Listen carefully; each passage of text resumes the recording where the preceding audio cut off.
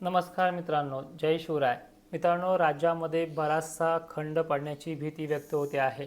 Monsoon जरी महाराष्ट्राच्या मुंबईसारख्या ठिकाणी आणि तळकोकणासारख्या ठिकाणी जरी व्यापत असला तरी बराचसा जूनमध्ये प्रचंड प्रमाणात खंड आहे. आज राज्याच्या कानाकोपऱ्यामध्ये शेतकरी पावसाला कंटाळून गेलाय. त्याच पद्धतीने पाऊस न आल्यामुळे सुद्धा दिनांक 12 जूनच्या पुढे शेतकरी कंटाळल्याशिवाय राहणार नाही आहे. 15 तारखेपर्यंत तरी खंडाचा अंदाज आहे आणि त्याचं कारण देखील तुम्हाला आज मी इमेजेसनुसार आणि ॲनिमेशन व्हिडिओनुसार दाखवणार आहे. ते देखील तुम्ही सर्वांनी शेतकऱ्यांनी शेवटपर्यंत व्हिडिओ पाहायचा आहे. आजच्या या व्हिडिओमध्ये आपण शेतकऱ्यांना पेरणीची ॲक्च्युअल तारीख जी आहे ती देण्याचा प्रयत्न करेल. दुसरं लो प्रेशर कधी बनेल आणि त्यामध्ये चांगला मान्सूनचा पाऊस कधी पडेल ह्या देखील बाबतीत आपण सगळ्यांना समजून सांगणार आहे. तत्पूर्वी एक विनंती असेल, फेसबुकची एक लिंक कमेंटमध्ये दिली, त्याचा माझा वैयक्तिक नंबर त्यामध्ये आहे प्रोफाईलमध्ये. फॉलो करून तुम्ही त्या लिंकला जाऊन नक्कीच तिथे तो नंबर घेऊ शकता. इमर्जन्सीसाठी तो नंबर आपण दिलेला आहे. तर व्हिडिओ शेवटपर्यंत बघा, सगळी माहिती तुम्हाला समजून जाईल. अरबी समुद्रामध्ये सध्या उपस्थित असलेलं लो प्रेशर आता काही दिवसाच्या काळासाठी राहिलेलं आहे. येत्या 2 दिवसापर्यंतच पाऊस मर्यादित आहे. आजसुद्धा पाऊस मराठवाड्यातल्या सर्व जिल्ह्यांमध्ये काही ठिकाणी दुपारनंतर तर काही ठिकाणी 5-6च्या पिरियडमध्ये म्हणजे दिवस मावळतीच्या कंडिशनमध्ये पडणार आहे.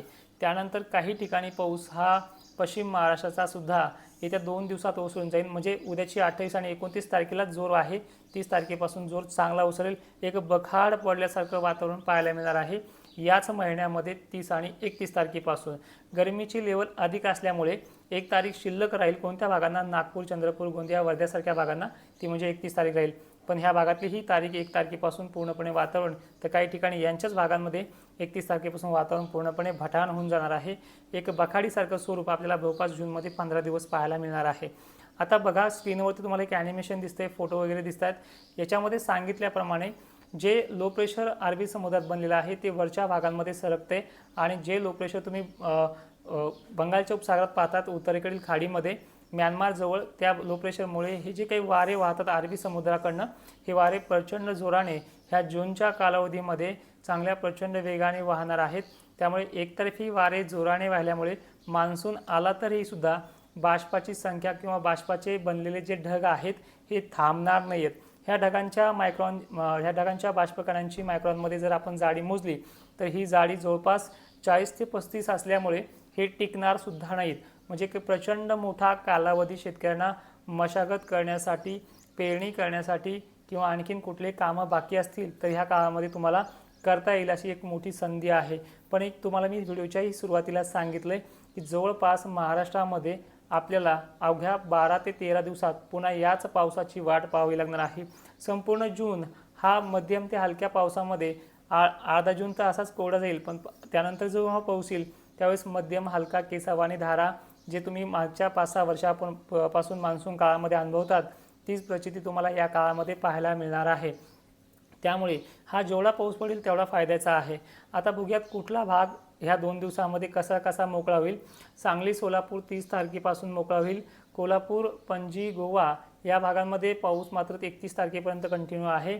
त्यानंतर नाशिक क्षेत्र, नंदुरबार, धुळे, जळगाव, नाशिकचा भाग, छत्रपती संभाजीनगर, अहिल्यादेवीनगर परिसर, धाराशिव पट्टा, बीड, जालना, बुलढाणा, जळगाव हा पट्टा देखील 30 तारखेला मोकळा होईल. त्यानंतर 30 तारखेला मराठवाड्यातल्या सर्व जिल्ह्यांना पाऊस विश्रांती घेणार आहे. 1-2 ठिकाणी गरमीच्या लेवलमुळे पडेल, पण त्यामध्ये व्याप्ती नाही आहे. त्यानंतर विदर्भातल्या सर्व जिल्ह्यांपैकी जे काही अकोल्यापासून वरचा भाग आहे, बुलढाणा, शेगाव पट्टा, लोणार, त्यानंतर मेहकर जे काही तालुके येत आहेत, भोकरदन, जाफराबादपर्यंतचा परिसर हा सुद्धा 30 तारखेलाच मोकळा होणार आहे. 31 तारखेपर्यंत काही ठिकाणी, 30 तारखेला काही ठिकाणी अकोल्यामध्ये स्थानिक लेवलचा पाऊस पडेल.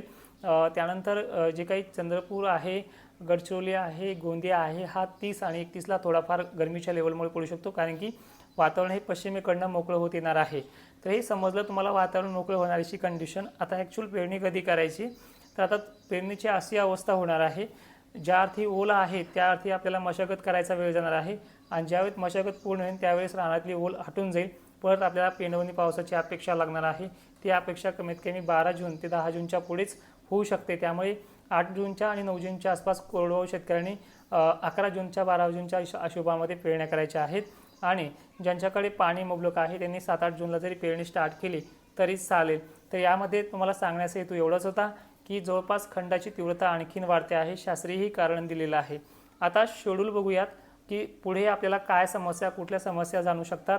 तर ज्या शेतकऱ्यांनी आता सध्या पेरणी केली आहे किंवा पेरणीचा सध्या काळ त्यांचा चालू आहे, कारण की महाराष्ट्राच्या काही कानाकोपऱ्यामध्ये पावसाची स्थिती मध्यम असल्यामुळे वापसा देखील होते आणि पेरणीचा देखील त्यांचा वेग आला आहे. काहींच्या कपाशीसारख्या पिकांना आता 2-2, 3-3 पानावरती देखील आल्यात. तर अशा शेतकऱ्यांच्या मशागतीसाठी हा भरपूर वेळ मिळेल, पण त्यांना पाणी द्यायची वेळ मात्र ह्याच कालावधीमध्ये 8 तारखेपर्यंत येणार आहे. त्यानंतर परिस्थिती, काही शेतकरी पाऊस उघडल्याबरोबरच म्हणजे 30 आणि 31 तारखेला पेरणीचा वेळ कुठल्याही तज्ज्ञाकडे लक्ष न देता ते पेरणीला सुरुवात करतील, कारण की शेजाऱ्यांनी पेरलेलं असतं. तर अशा शेतकऱ्यांना जवळपास 7-8 जूनच्या अगोदरच पाणी द्यायची वेळ येईल आणि अशा शेतकऱ्यांनी जर लागवड पेरणी केली तर एक फटकारा मात्र नक्की द्या. कमीत कमी 20 दिवस तुमचं पीक त्याच जोमाने वाढत राहील. त्यानंतर कंडिशन आपण पाहूयात की ज्या शेतकऱ्यांना 6-7 तारखेला पेरणी करायची, अशाही सुद्धा शेतकऱ्यांनी ताबडतोब पेरणीनंतर एकतरी फटकारा द्यायचा आहे, कारण की जी आपण माती कोरडी करतोय त्या मातीवरती एक लेअर आल्याशिवाय खालची ओल टिकून राहणार नाही. अशा शेतकऱ्यांना देखील अशी कंडिशनचा सामना करावा लागणार आहे. आता ॲक्च्युअल ज्या पेरण्या होतील म्हणजे बऱ्याच जणांना पेरणी करायची आहे, आमचं कोरडवाहू शेत आहे, तर तुम्ही 12 तारीख आणि 13 तारखेच्या दरम्यान म्हणजे 15 तारखेच्या आसपास पेरण्याच्या कालावधीला दुसरं डिप्रेशन बनेल आणि ह्या डिप्रेशनमध्ये हा पाऊस असेल.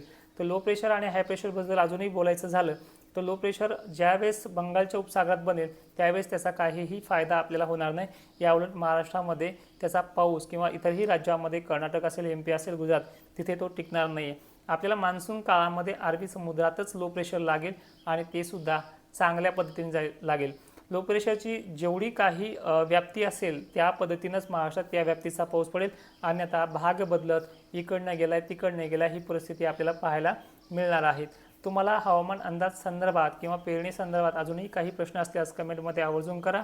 आणि विशेष म्हणजे इंस्टाग्रामवरती तोडकर हवामान अंदाज सर्च करा, फेसबुकवरती देखील तोडकर हवामान अंदाज सर्च करा आणि विशेष म्हणजे तिथे आपल्याला पेजला फॉलो देखील करा, कारण की आपण जिल्ह्यानुसार, तालुक्यानुसार जसा जसा आपल्याला कमेंट येतील तशा तशा स्वरूपामध्ये शॉर्ट रील्स बनवण्याचा प्रयत्न आपला कायम चालू राहणार आहे. आणि विशेष म्हणजे ज्या ज्या ठिकाणी यूट्यूबर्स मित्र ताज्या अपडेट घेत असतील त्यांना देखील सपोर्ट करण्याचा प्रयत्न करा.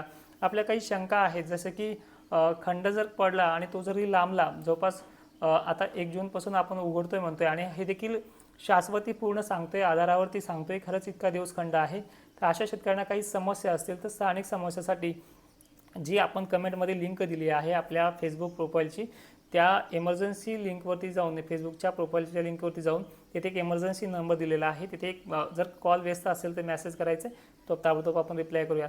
सगळ्या मित्रांना पुनश्च एकदा जय शिवराय. आणि आवर्जून सांगतो, हा व्हिडिओ जास्तीत जास्त शेतकऱ्यांपर्यंत पोहोचवा, जेणेकरून गडबड करणारा शेतकरी, चिंतित असलेला शेतकरी यापासून चिंतामुक्त होईल. सगळ्यांना पुनश्च एकदा जय शिवराय. धन्यवाद.